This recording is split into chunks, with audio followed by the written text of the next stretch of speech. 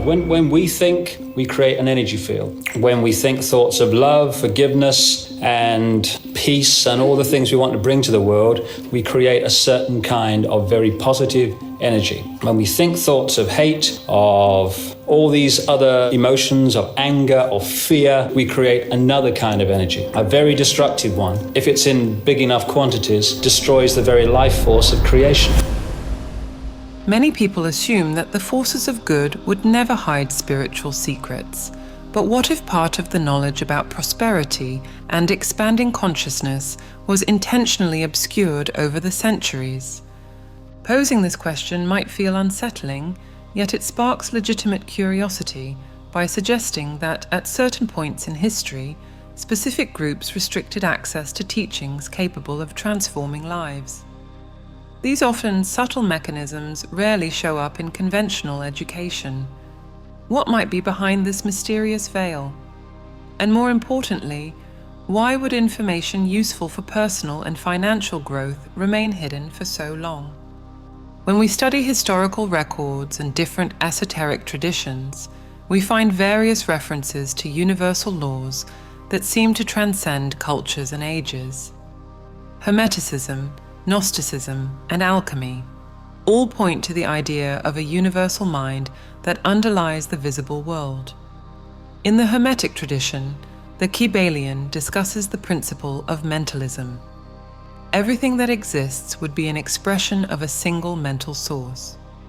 At the same time, Gnostic currents highlight Gnosis, inner knowledge, as a path to transcendence. Yet why do these concepts almost never appear in our schools or universities? Theories arise that religious or political elites, at different times, suppressed the circulation of content that could spiritually empower the masses. Some studies indicate that keeping people ignorant of their own creative and mental potential made it easier to manipulate their beliefs and values. It is no coincidence that several modern schools of thought claim that words and thoughts shape our experiences, such as Florence Scovel Shinn in The Game of Life and How to Play It, or Neville Goddard, who describes the power of disciplined imagination to embody a new reality. In the current context, there is growing interest in spiritual laws connected to prosperity, although these ideas often lack traditional academic support. Many wonder, what do these traditions really say about our power to co-create reality? And to what extent did concealing these teachings over time help perpetuate scarcity mindsets? This section invites us to look beyond the simple clash between skepticism and blind faith. Rather than treating these ideas as naive beliefs, it encourages us to see them as tools for reflecting on our role in building our own reality. If these universal laws are relevant to personal and financial freedom, it raises the question of why they remained confined to initiatory circles for centuries. Unraveling this historical and philosophical puzzle becomes a journey to understand more deeply and practically why certain knowledge has stayed out of reach for so many people. The notion that certain spiritual knowledge was intentionally kept secret throughout history is not just the result of modern speculation. Countless ancient traditions, especially those linked to initiation rituals, insisted on keeping their mysteries away from the public, justifying this practice as a way of protecting sacred teachings. A famous example is the Eleusinian mysteries in ancient Greece, the exact content of which is still shrouded in secrecy. Participants underwent a kind of symbolic rebirth, believing they were receiving profound revelations about human and divine nature that could not be shared outside the ritual context. This secrecy piqued the curiosity of many, but it also created a clear division between initiates and outsiders.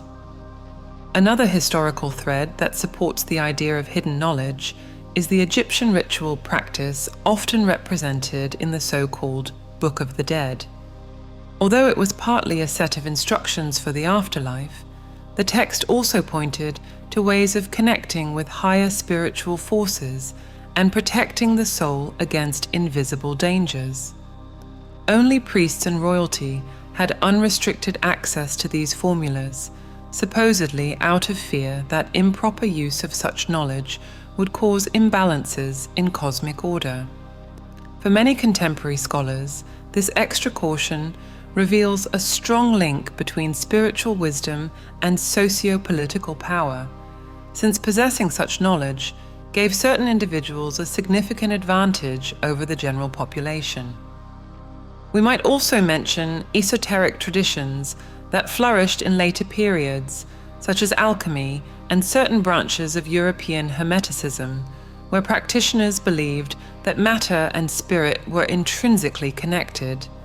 Many alchemical treatises were written in symbolic language, with deliberately obscure passages meant to throw off the merely curious or ill-intentioned.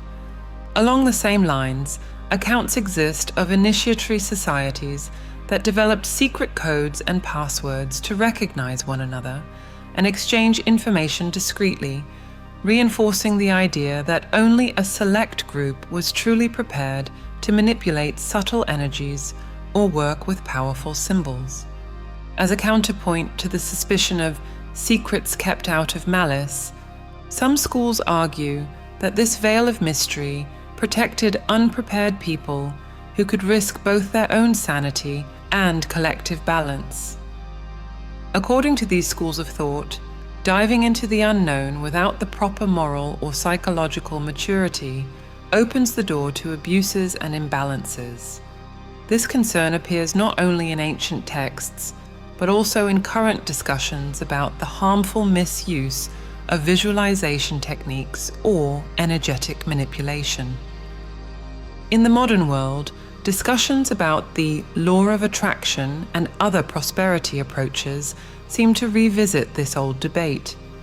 In a setting where many people look for shortcuts to material abundance, critics say that focusing only on quick gains ignores the holistic nature of these teachings. Traditionally, the goal was not just about getting rich, but about harmonizing body, mind, and spirit.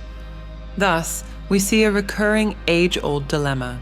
How healthy is it to freely spread methods promising fast transformation without emphasizing the importance of ethics and self-awareness? This reasoning provides a basis for considering whether, at different times, there were groups in possession of knowledge that could expand human potential and purposely kept it hidden. The attempt to explain reality through hidden principles, Egyptian, Greek, or alchemical, suggests that the inner power and the ability to shape experiences are not new discoveries. In that light, the real challenge lies in understanding that these teachings, while capable of liberation, can also create dependency or illusions if misused. Anyone who realizes that human beings can influence reality through thoughts, words, and rituals cannot help but question the structures that profit from collective ignorance. So the evidence is not limited to one single people or era.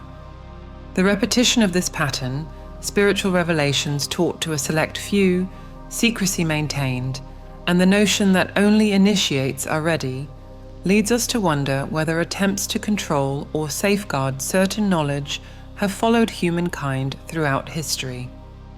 In this chapter, we highlight how various cultures dealt with the boundary between teaching openly and preserving in secret, laying roots that extend into contemporary practices linked to expanding consciousness and prosperity.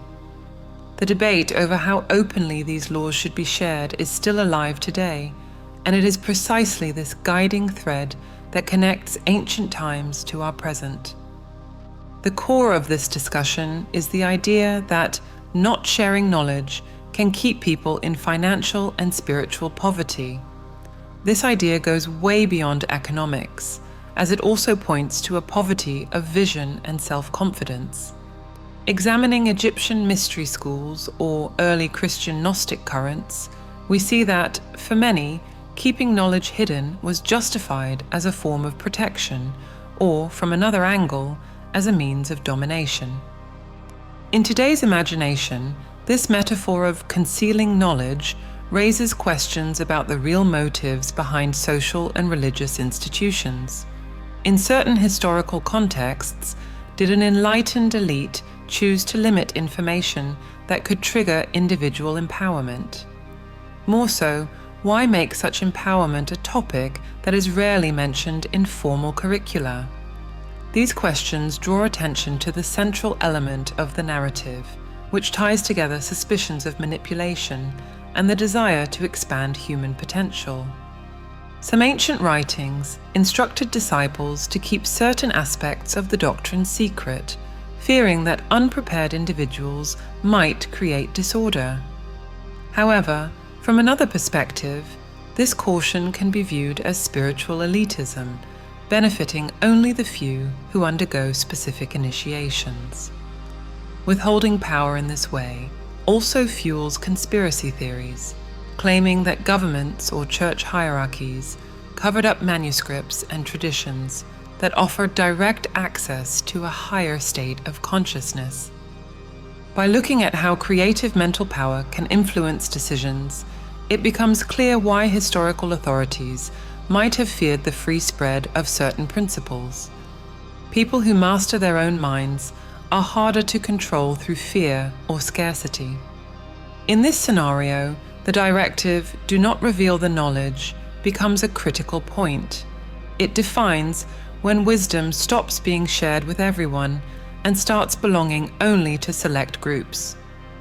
At the same time, we must ask, was this silence always a way to keep people poor?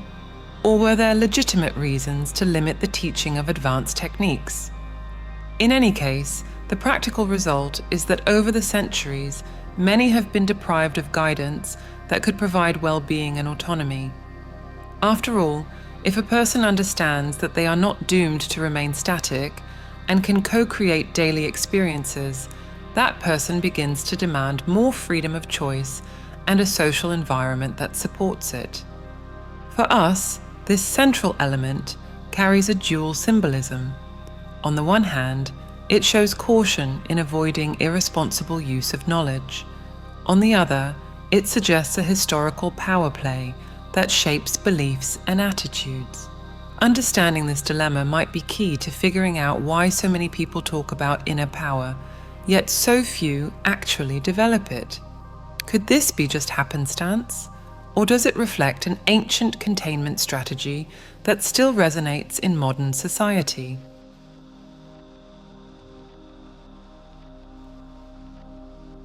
There is an almost universal emphasis, across various mystical and philosophical traditions, on the importance of words and thoughts. The idea that the spoken word holds creative power appears in biblical texts, such as John chapter 1 verse 1, "In the beginning was the Word," and in Hermetic writings that consider mentalism as a cornerstone of existence. In this framework, how someone communicates, both internally and externally, becomes a tool that can shape experiences. Florence Scovel Shinn, in The Game of Life and How to Play It, demonstrates this principle by arguing that what you speak about frequently has real effects in everyday life. In practice, it is said that repeating statements like, "I never have money," reinforces a pattern of lack, whereas asking, "How can I afford it?" opens the door to creative solutions.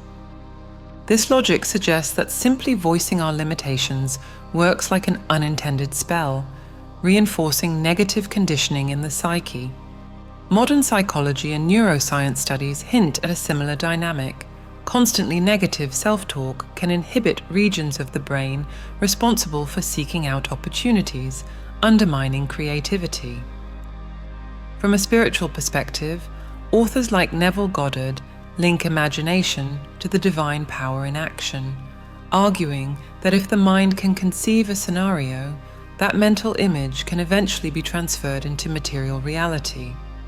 In this sense, the secret that occult elites supposedly guard is recognizing the power in words and thoughts, whereas most people remain unaware of their true scope.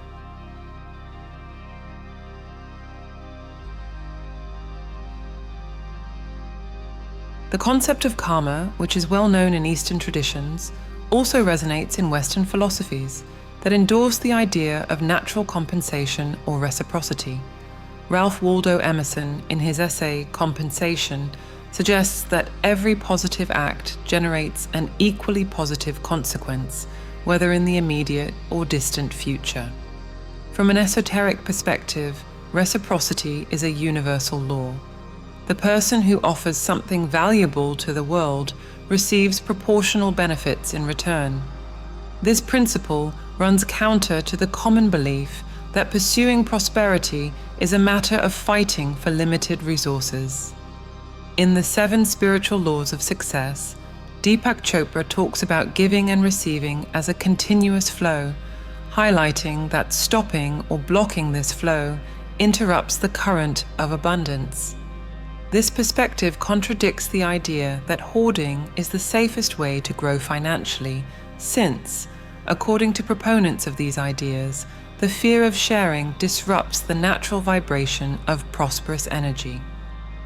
Many Kabbalists also view the universe as a dynamic system of exchanges where generosity triggers expansion. In that context, keeping knowledge about the power of karma hidden sustains a mindset of stinginess, upholding structures of scarcity and delaying true reciprocity.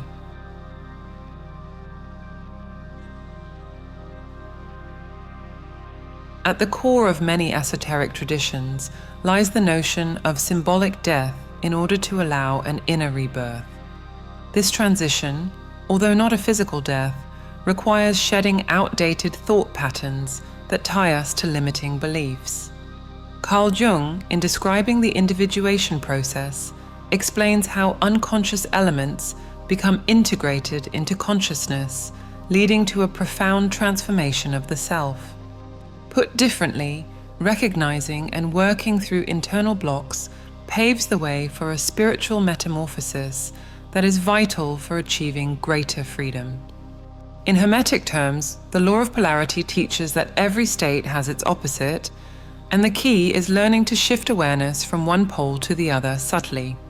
Thus, lack and abundance are 2 extremes on the same spectrum, and we can learn to change states by adjusting our vibrational field.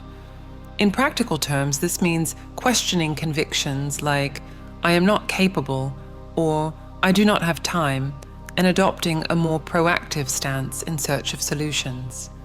When you break free from inertia, you experience a kind of rebirth, seeing that what once felt like absolute limitations can be transcended through focused effort and self-knowledge.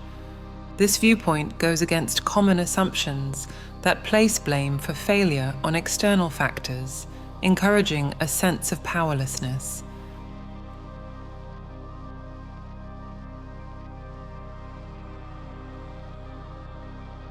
Thinkers like Napoleon Hill and Ernest Holmes argue that true prosperity goes beyond simply accumulating possessions. In the book Think and Grow Rich, Hill discusses the importance of a main goal that, when infused with faith and perseverance, attracts synchronicities that can lead to significant financial outcomes. Holmes, for his part, in formulating the science of mind, posits that physical reality is a direct result of thought, and true prosperity happens when a person aligns with a purpose that resonates with the greater good. This outlook differs from more superficial views that treat money as an end in itself, placing the idea of wealth closer to a commitment to personal growth and service to the community. In various esoteric rituals, giving or sharing resources is seen as a way to sanctify abundance, transforming the act of receiving into an opportunity to serve. When the higher purpose is neglected, the frantic quest for material gains tends to cause imbalance, since it fails to acknowledge the interdependence between the individual and the collective. The argument that knowledge about this spirituality of prosperity is suppressed reinforces the idea that ignorance of universal laws sustains hierarchical systems.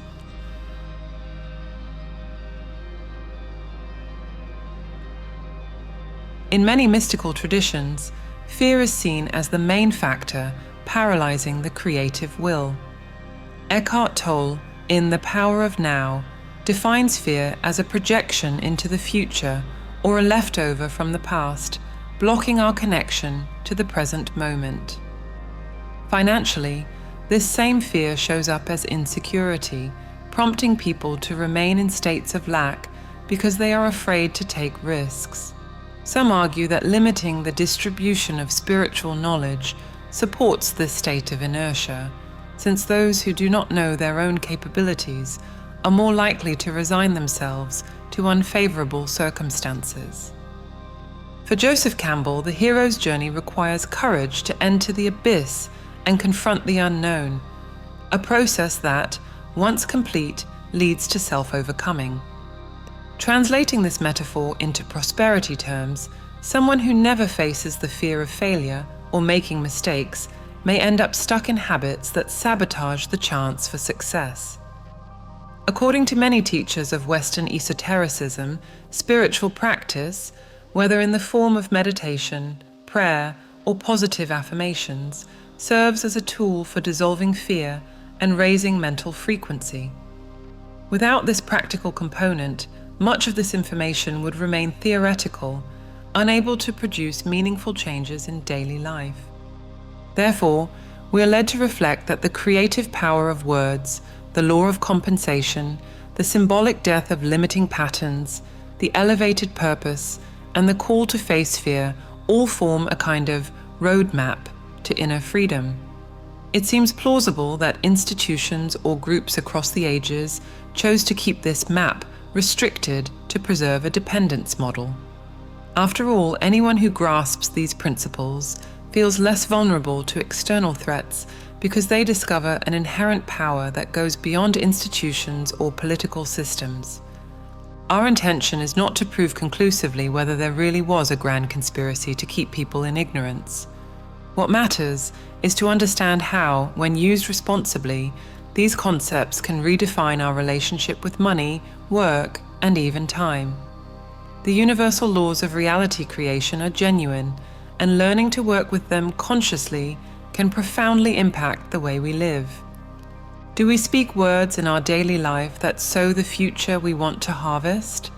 Do we value generosity and the free flow of resources and knowledge more than just accumulating? Most importantly, are we prepared to let go of old patterns and be reborn into a broader state of awareness where prosperity and self-realization walk hand in hand? Releasing these spiritual teachings, once confined to selected circles, triggers profound effects. Sharing the power of the mind or the existence of universal exchange laws can indeed spark positive transformations, but it also carries risks of distortions and unrealistic expectations. Many people learn about the law of attraction in a superficial way and end up expecting overnight results, blaming themselves or others when immediate success does not come. This raises ethical questions. How far should we go in democratizing all spiritual secrets without a strong moral or instructional foundation? On the other hand, the ideal of freedom and broad dissemination of knowledge pushes us to make these concepts accessible to anyone interested. These days, we have books, courses, and talks teaching creative visualization and positive affirmations. However, we do not always see consistent guidance regarding the value of serving others, ethics, or personal accountability. The danger is falling into spiritual techniques consumerism, losing sight of the transformational essence that supports these principles.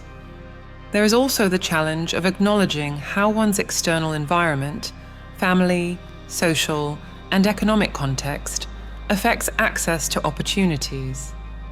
Even someone who sincerely believes in their mental potential may face external factors that make immediate results unlikely. Still, realizing that there is an inner dimension of creation can be decisive in fostering resilience, persistence, and a determination to find ways to grow. Thus, the idea of a conspiracy is not mere paranoia. Certain institutional patterns may indeed benefit from a population that does not claim its personal power. From an ethical standpoint, if we recognize the value of these principles, we must ask about our responsibility in sharing them. While some schools advocate for gradual initiations to avoid misuse, others envision a more enlightened humanity in which people apply these insights with balance. In any case, unrestricted dissemination carries its own risks, but keeping knowledge hidden also leaves lingering concerns about possible manipulations. A balanced approach might be one that emphasizes moral awareness, genuine practice, and the exercise of discernment. Therefore, despite controversies, the popularization of concepts like the power of thought or the spirituality of prosperity continues to grow. This could indicate a paradigm shift as more people feel compelled to look for alternatives to a system rooted in scarcity. Whether this openness will lead to a real collective awakening or just another passing trend is something that only time and the earnest practice of these teachings will tell. Throughout these chapters, we have explored the transformative role of ancient teachings and their alleged concealment. More than magical formulas for prosperity, we see that these are principles requiring active and conscious effort: Hermeticism, Gnosticism, alchemy, or the law of attraction. Each one, in its own way, reinforces the idea that the external world is intertwined with our internal state of being. One of the primary insights from these studies is that spiritual awakening does not necessarily call for formal intermediaries, but for an inner commitment to one's own evolution. Different esoteric sources agree that when you align intention, thought, and purpose, you start viewing the universe as something alive and dynamic, responsive to our personal vibrations. Techniques such as meditation, visualization, or prayer can serve as catalysts if practiced systematically, helping us break deep-seated patterns of scarcity and fear. In spite of the mystique surrounding these teachings, the biggest hurdle tends to be practical. Why do we resist the idea that words and thoughts influence real-life situations? Perhaps because fully accepting this would mean acknowledging our co-responsibility for the lives we lead. Yet, as more people awaken to this reality, they begin to question the power structures, both inside and outside themselves, that perpetuate the old belief that we are passive victims of fate. Of course, leaving our mental comfort zone calls for effort and courage to face our own shadows. Ancient philosophers and modern thinkers alike point out that inner freedom is a great prize in this journey. However, this freedom is not limited to the material realm.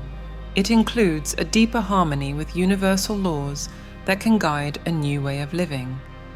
And here is the final consideration: how do we really apply these principles in everyday life? The first step is to accept that we are co-creators, and that the only way to tune into this higher intelligence is through regular practice, whether it be meditation or consciously observing our thoughts. That is why we have developed a set of audio tools that can assist in this process. To learn more and get immediate access, simply click the link to our video or check the description. If this content resonated with you, leave a comment that says, "It made sense to me."